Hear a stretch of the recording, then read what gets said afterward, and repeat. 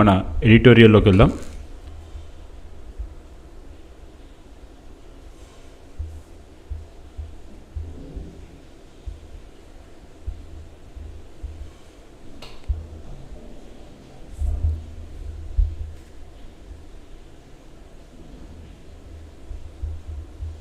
So మొదటిగా మనం చూసుకుంటే ఒకసారి మీరు బ్యానర్ హెడ్డింగ్ చూడొచ్చు. మనం క్లియర్గా మెన్షన్ చేసుకున్నాం, వికసిత్ భారత్ దిశగా అడుగులు ఎడిటోరియల్ చర్చ వేదిక. ఇవాళ మనం అన్ని పేపర్లో నుంచి చూడగా మనకి ఇవాళ విజయకాంత్రి దినపత్రికలో వచ్చినటువంటి ఎడిటోరియల్ మనకి చాలా ఉపయోగంగా ఉండే అవకాశం ఉంది. ముఖ్యంగా ఎవరైతే గ్రూప్ 1 కానీ లేకపోతే యూపీఎస్సీ జనరల్ స్టడీస్ ప్రిపేర్ అవుతున్న వాళ్ళకి ఈ టాపిక్ మ్యాక్సిమం చాలా ఇంపార్టెంట్ కింద మనం చూడాలి. సో ఒకసారి మనం ఓవరాల్గా లుక్ అయితే వేద్దాం దీని మీద, ఎంత వీలైతే అంత తొందరగా దీన్ని కంక్లూడ్ చేద్దాం. సో డైరెక్ట్ మనం రన్నింగ్ మ్యాటర్లోకి వెళ్ళిపోదాం. మీరు ఒకసారి హెడ్డింగ్ తీసుకోవచ్చు, వికసిత్ భారత్ దిశగా అడుగులు. సో ఇది మొన్న మనకి ఆగస్టు 15 రోజున కూడా ప్రధానమంత్రి నరేంద్ర మోడీ ఎర్రకోట నుంచి ఇచ్చిన ప్రసంగంలో కూడా ఈ మాట మనకు వచ్చింది. సో ఒకసారి చూద్దాం అసలు ఇది ఏంటిది, దాని యొక్క లక్ష్యాలు అన్నీ కూడా. సో మనం ఒకసారి ఈ ఎడిటోరియల్ చూసుకుంటే మనకి ఇది ఆథర్ రాసినటువంటి పర్సన్, ఈ ఎడిటోరియల్ మొత్తాన్ని రాసిన పర్సన్ నేమ్ ఇవన్నీ కూడా ఇవ్వడం జరిగింది. సో మనం ఒకసారి డైరెక్ట్ మనం రన్నింగ్ మ్యాటర్లోకి వెళ్ళిపోదాం. భారతదేశ శతాబ్ది ఉత్సవాలకి 2047 దేశవ్యాప్తంగా జరుపుకోవడానికి ప్రజలు ఉత్సాహంగా ఎదురుచూస్తున్నారు. ఆనాటికి అభివృద్ధి చెందిన దేశంగా భారత ప్రపంచ అగ్రదేశాల సరసన నిలవడానికి మూడవ అతిపెద్ద ఆర్థిక శక్తియుక్తులు కలిగిన భారతంగా సమగ్ర సుస్థిరాభివృద్ధికి బాటలు వేయడానికి నవ్యదారులు అన్వేషిస్తూ అడ్డంకులు ప్రతికూలతను అధిగమిస్తూ వడివడిగా కార్యాచరణ అమలు చేయడంలో మోదీ 3.0 నేతృత్వంలోని సంకీర్ణ ప్రభుత్వం సఫలం కావాలని సగటు భారతీయ పౌరులు కోరుకుంటున్నారు. ఎన్డీఏ సంకీర్ణ ప్రభుత్వ అనుకూల ప్రతికూల బంధనాలు, రాజకీయ అవసర ప్రణాళికలు, సుస్థిర అభివృద్ధి పథకాల అమలు అంశాలు సమ్మిళితం చేస్తూ స్మార్ట్ ఆలోచనతో సాగడం నేటికి అవసరంగా కనిపిస్తుంది. ఉక్రెయిన్, రష్యా, ఇజ్రాయెల్, పాలస్తీనా యుద్ధాలతో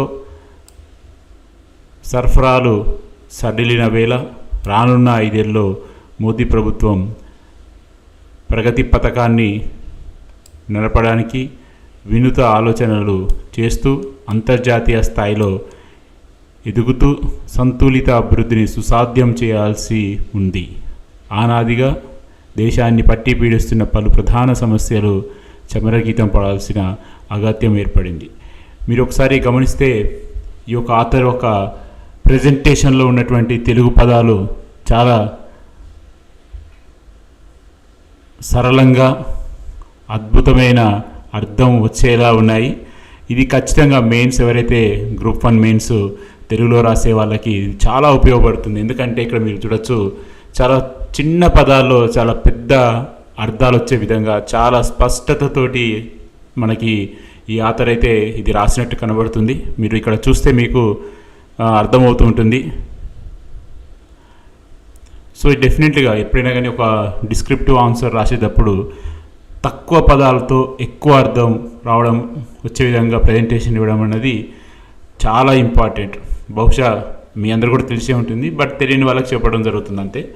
సో మనం ఈ యొక్క సెంటెన్స్లో మనకి ఇంపార్టెంట్ మనం చూసుకుంటే మాత్రం క్లియర్గా చెప్తున్నారు, 2047లోకి మనం 100 years దేశ స్వతంత్రం వచ్చి సెలబ్రేషన్ చేసుకోబోతున్నామని, ఆ టయానికల్లా మనం 3వ అతిపెద్ద ప్రపంచంలోనే అతిపెద్ద ఆర్థిక వ్యవస్థగా మనం అవతరించాలని, అందుకు చాలా కష్టపడాలని చెప్పేసి ఈ యొక్క బిట్లో చెప్తున్నాడు. సో ఇక్కడ మనం ఆల్రెడీ అండర్లైన్ కూడా చేసుకున్నాము, మీరు ఇక్కడ గమనించవచ్చు. సో నెక్స్ట్ పాయింట్లోకి వెళ్తే, సవాళ్ళు అధిగమించాలి. గత 10 ఏళ్ళుగా మోదీ నేతృత్వంలోని ప్రభుత్వం ప్రాధాన్యత కార్యక్రమాలు అందించిన ఉచిత వంట గ్యాస్, ఆహార ధాన్యాల పంపిణీ, మరుగుదొడ్ల సౌకర్యం, అర్హులైన పేదలకి గృహ నిర్మాణాలు, తాగునీటి సరఫరా, రోడ్డు నిర్మాణాలు లాంటి అంశాల్లో ముందడుగు వేయడంతో పేదరికం గణనీయంగా తగ్గడం గమనార్థం. ఇదే క్రమంలో మోదీ 3.0 ప్రభుత్వం రెట్టించిన పట్టుదలతో సవాళ్లు అధిగమించడానికి కృషి చేస్తే 2047 నాటికి అభివృద్ధి చెందిన నగరాల దేశాల జాబితాలో భారత్ సగౌరవంగా చేరగలుగుతుంది. నేటి డిజిటల్ భారతం వేగంగా అభివృద్ధి చెందుతూ జీడిపి 8% అంటే 8% దాటి పరుగిరడం హర్షదాయకం. సంక్షేమ, ఉచితాలు, సుస్థిర ప్రగతి పథకాల మధ్య సమతుల్యత సాధిస్తూ యువ భారత్ ఉద్యోగ ఉపాధి కలలని సాకారం చేస్తూనే ఈ విధంగా ప్రభుత్వాలు పథక రచన చేయాల్సి ఉంది. నేటి స్మార్ట్ యుగ భారతీయ యువత విద్యా నైపుణ్యాల రెక్కలు తొడుక్కొని ఆకాశమే హద్దుగా ఎగరడానికి అవసరమైన ఇంధనం అందించాలి. మీరు ఇక్కడ గమనించవచ్చు, ఈ కీ చూడండి, ఒకసారి ఈ కీవర్డ్ చూడండి, అవసరమైన ఇంధనం, ధనం. సో తనకైతే ఆథర్ అయితే చాలా స్పష్టంగా ఏం చెప్పాలనుకునేది క్లారిటీగా చెప్తున్నాడు. సో మనకి ఈ సెంటెన్స్లో ఈ ఒక పారాలో ఏం చెప్పదలుచుకున్నాడంటే, ఆల్రెడీ గవర్నమెంటు చాలా ఉచిత పథకాలు, రకరకాల పథకాలు పేదరికం తగ్గడానికి ఇస్తూ ఉన్నారు. ఇదే విధంగా రెట్టింపు వేగంతో, రెట్టింపు పథకాలతోటి ప్రజల యొక్క పేదరికాన్ని తగ్గిస్తే ఖచ్చితంగా జీడిపి 8% దాటి పరిగెడుతుంది అని చెప్పేసి మనకి ఈ యొక్క సెంటెన్స్లో, ఈ యొక్క పారాలో చెప్పడం జరిగింది. So key points already underline చేశాను, ప్లస్ హైలైట్ కూడా చేస్తాను, మీరు చూడొచ్చు. సో మరొక పారా చూసుకుంటే, నైపుణ్యాలు వృద్ధిపరచుకోవాలి. తాజా ఆర్థిక సర్వే వివరాల ప్రకారం నిరుద్యోగులు దినదినం పెరుగుతున్నారు, ఉద్యోగ అవకాశాలు సన్నగిల్లుతున్నాయి. ఉద్యోగాలకి అవసరమైన ఉన్నత విద్య, తగిన నైపుణ్యాలు కొరబడుతున్నాయి. నిరుద్యోగ భూతాన్ని తరమడానికి ప్రభుత్వం ఏటా దాదాపు 80 లక్షల ఉద్యోగాలు భర్తీ చేయాల్సి ఉంది. సో ఈ కీ పాయింట్ 80 లక్షలు అనేది చాలా కీ పాయింట్. సో ఇప్పుడున్న నిరుద్యోగాన్ని పాలదోలాలి అంటే తరిమి కొట్టాలి అని అనుకుంటే దాదాపుగా సంవత్సరానికి 80 లక్షల ఉద్యోగాలు గవర్నమెంటు కల్పించాలి అని చెప్తున్నారు. అదేవిధంగా విద్యాబుద్ధులు, అవసరమైన ఉద్యోగ సాధన నైపుణ్యాలు కలిగిన యువత ఆకర్షణీయ వేతనంతో కూడిన ఉద్యోగాలు ఆహ్వానిస్తున్నాయి. యువశక్తి అంతర్జాతీయ స్థాయి నైపుణ్య యుక్తిగా మార్చడమే మన ముందున్న అతిపెద్ద అత్యవసర సవాలు అని తెలుసుకోవాలి. నేటి ఉన్నత విద్యా సంస్థలు డిగ్రీలు ప్రదానం చేసే కేంద్రాలుగా మాత్రమే పనిచేస్తున్నాయనే విమర్శలు సర్వత్రా వినిపిస్తున్నాయి. రాష్ట్ర స్థాయి యూనివర్సిటీలు నిర్వీర్యమైపోయి చాలా కాలం అయిపోయింది. యూనివర్సిటీ గాడిలో పెట్టడం అసాధ్యంతో కూడుకున్నది. దాదాపు 25-40% వరకు 14 నుండి 18 ఏళ్ల భారత యువత 2వ తరగతి ప్రాంతీయ భాషా పుస్తకాలు, సాధారణ సరళి గణిత పరిజ్ఞానాలలో విఫలం అవుతున్నట్లు వివిధ సర్వేలు తెలియజేస్తున్నాయి. అర్హత కలిగిన యువత కొరత కలిగిన దేశాల జాబితాలో భారత్ 7వ స్థానంలో ఉంది. సో ఇది మనకి చాలా ఇంపార్టెంట్ కీ పాయింట్ కింద చూసుకోవాలి. ఇక్కడ ఏం కీ పాయింట్ అంటే, ఇది అర్హత కలిగిన యువతరం కొరత కలిగిన దేశాల జాబితాలో భారత్ 7వ స్థానంలో ఉంది. సో ఇది చాలా డిఫరెంట్ సర్వే. బహుశా మీలో చాలామంది ఈ యొక్క పాయింట్ విని ఉండకపోవచ్చు అని అనుకుంటున్నా. సో ఇటువంటి డిఫరెంట్ పాయింట్స్ మనం రాయడం వల్ల మనకి ఎవరైతే దీన్ని వాల్యుయేషన్ చేస్తున్నారో వాళ్ళకి చాలా అర్థమైపోతుంది, ఈ స్టూడెంట్ ఒక నాలెడ్జ్ చాలా ఎక్కువ ఉందనో, లేదా చాలా డిఫరెంట్గా ఉందనో, చాలా మంచి పాయింట్స్ గ్యాదర్ చేశాడనో. సో ఇటువంటి యాడ్ చేయడం అనేది ఖచ్చితంగా చాలా ఇంపార్టెంట్ ఒక డిస్క్రిప్టివ్ పాయింట్ ఆఫ్ వ్యూలో. సో యువత కొరత అధికంగా ఉందని దాదాపు 80% మంది బహుళజాతి కంపెనీలు విచారం వ్యక్తం చేయడం ఆశ్చర్యం వేస్తుంది. ఒకవైపు లక్షలాది ఉద్యోగాలు నైపుణ్య యువత కోసం నిరీక్షిస్తుండగా, మరోవైపు సరైన అర్హత లేని నిరుద్యోగ యువత ఆహాకారాలు అనునిత్యం మిన్నంటుతున్నాయి.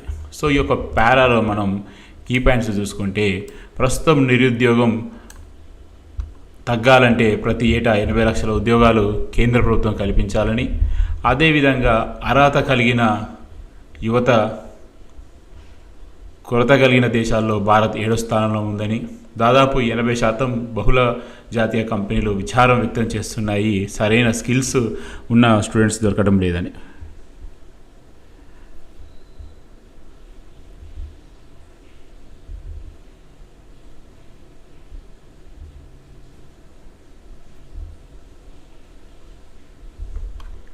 సో నెక్స్ట్ పారా చూసుకుంటే పాలనలో పారదర్శకత రావాలి. ఎక్కడ చూసినా అవినీతి కొరలు కాటేస్తున్నాయి. అధికారంలో ఉన్న పౌరుల్లో దేశభక్తి తగు విద్యార్హతలు మాయమయ్యాయి. కేంద్ర ప్రభుత్వం అవినీతి స్కామ్లు తగ్గాయని, పాలన నిబద్ధత పెరిగిందని మోదీ వివరిస్తున్నప్పటికీ నీట్ పరీక్ష లీకులు, పూజా కేట్కర్ దొడ్డిదారిలో ఐఏఎస్ అభ్యర్థిగా ఎంపిక కావడం లాంటి స్కామ్లు మనల్ని విక్రిస్తున్నాయి.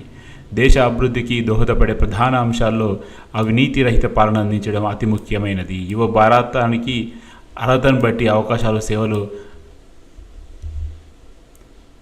సేవలు అందించాలి. లంచావతారాన్ని, దుష్ట శ్రేష్ఠులను తుదిముట్టించాలి. ప్రభుత్వ పాలన పారదర్శకంగా, అవిచ్ఛిన్నంగా కొనసాగాలి. సో మీరు ఇక్కడ ఈ యొక్క పారాలో కనుక మన కీ పాయింట్స్ చూసుకుంటే, మోదీ గవర్నమెంటు ఎప్పుడు చెప్తున్నట్టుగా మా పాలనలో అవినీతి తగ్గింది అని చెప్తున్నారు. బట్ అలా చెప్తూ ఉన్న సమయంలోనే మనకి నీట్ ఎగ్జామ్ పేపర్ లీకేజీలే కావచ్చు, పూజా కేట్కర్ దొడ్డిదారిలో ఐఏఎస్ అభ్యర్థిగా ఎంపిక కావడం లాంటి సంఘటనలు దేశాన్నే వికిరిస్తున్నాయి. సో ఇవి మనం ఇక్కడ కీ పాయింట్కి ఎదురవచ్చు. మరొక పారా చూసుకుంటే సాగుబడి లాభసాటి కావాలి.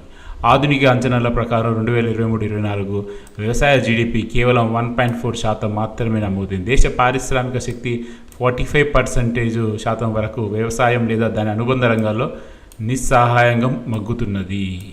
నిరుద్యోగ యువత నష్టాల సాగుబడిని ఇష్టపడడం లేదు. నిరుపేదలకు నెలకు 5 కేజీల బియ్యం లేదా గోధుమ అర్ధాకలితో నిస్సహాయంగా కాలం గడుపుతున్నారు. కాలానుగుణంగా అత్యవసర వ్యవసాయ సంస్కరణలకు అవకాశం ఇవ్వడం లేదు.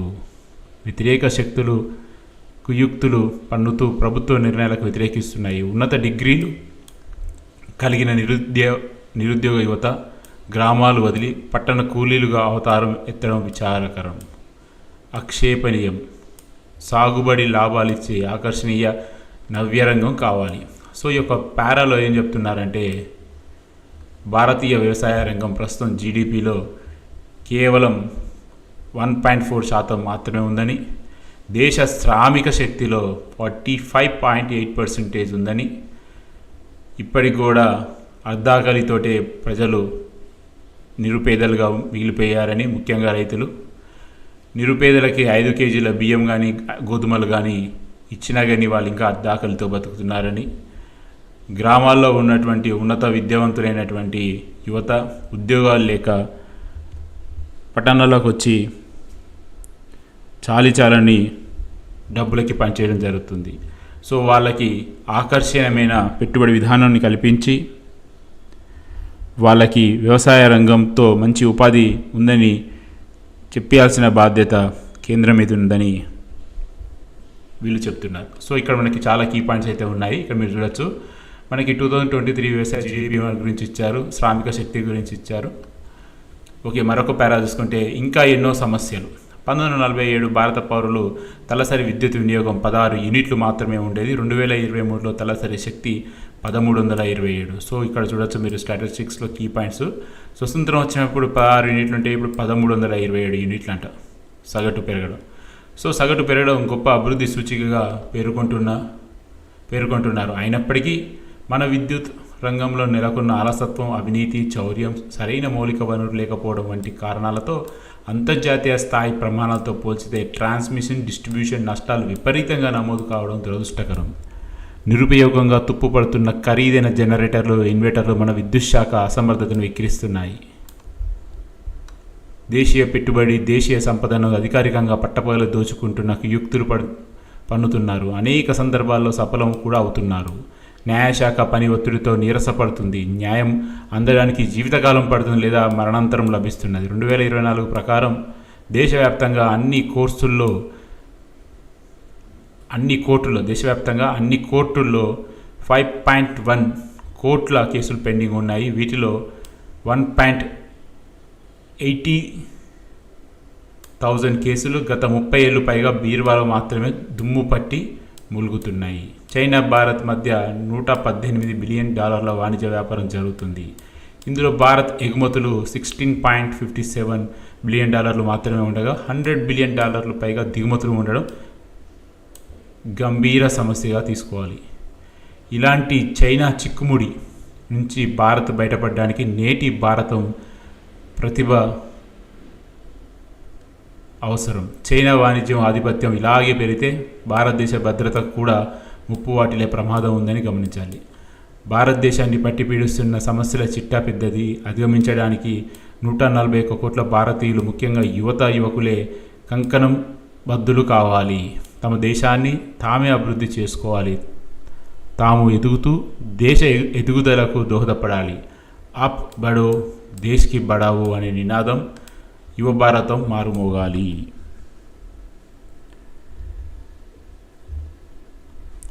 సో మనకి ఈ పారాలో ఇంపార్టెంట్ చూసుకుంటే, స్వతంత్రం వచ్చినప్పుడు తలసరి విద్యుత్ వినియోగం 16 యూనిట్లు ఉంటే ప్రస్తుతం 1327 ఉందని చెప్పారు. అదేవిధంగా మనం ఇక్కడ చూసుకుంటే 2020 నాటికి వివిధ కోర్టుల్లో పెండింగ్ ఉన్న కేసులు 5.1 కోట్ల కేసులని, అందులో 1,80,000 కేసులు గత 30 ఏళ్లకు పైగా బీర్వాలోనే ఉన్నాయని వీళ్ళు చెప్తున్నారు. అదేవిధంగా భారత్ చైనా మధ్య $118 బిలియన్ వాణిజ్యం జరిగితే మనం ఎక్స్పోర్ట్ చేసేది 16, ఇంపోర్ట్ చేసుకునేది $100 బిలియన్ అని చెప్పారు. సో ఓవరాల్గా చూసుకుంటే ఈ ఎడిటోరియల్ మొత్తం కూడా అది ఒక క్లారిటీ అయితే ఇచ్చింది. అభివృద్ధి ఉంది, దాంతోపాటు సమస్యలు కూడా ఉన్నాయని. సో ఈ సమస్యలను అధిగమిస్తే ఖచ్చితంగా అందరూ అనుకున్నట్టుగానే 100వ సంవత్సరపు స్వతంత్ర దినోత్సవ వేడుకల్లో భారత్ ఖచ్చితంగా ప్రపంచంలోనే అతిపెద్ద శక్తులలో 3వ దేశంగా ఉంటుందని చెప్పడంలో ఎటువంటి సందేహం లేదనైతే ఈ యొక్క ఆథర్ అయితే మనకి క్లారిటీగా ఇచ్చారు.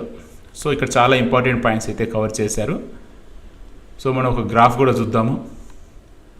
మనకి మొన్న రీసెంట్గా ఇచ్చినటువంటి మ్యాప్ ఇది. ఇక్కడ వీళ్ళు ఒక 15 పాయింట్లు పెట్టారు. వికసిత భారత్ నిర్మించుకోవడానికి 15 పాయింట్లను ఇచ్చారు. ఈ 15 పాయింట్లు కూడా మనం చూడొచ్చు. ఇది ఒక హైలైట్స్ కింద చూడొచ్చు. ఆ మ్యాటర్ మొత్తాన్ని కోసం చూసుకునే బదులు ఇది హైలైట్స్ కోసం అని చెప్పచ్చు. సో ఒక గ్రూప్ 1 యూపీఎస్సీ ప్రజెంటేషన్ చేసే వాళ్ళకి ఇటువంటి చార్ట్స్ అనేది కూడా చాలా ఉపయోగపడుతుంది. సో మీరు క్లియర్గా చూసుకోవచ్చు. అదేమో డిస్క్రిప్టివ్ చూసుకుంటే ఇది ఒక హైలైట్ పాయింట్గా చూడొచ్చు. సో ఇది ఫ్రెండ్స్, ప్రస్తుతానికైతే మనం ఇవాళ ఎడిటోరియల్లో ఒక మంచి టాపిక్ సెలెక్ట్ చేసుకున్నాము.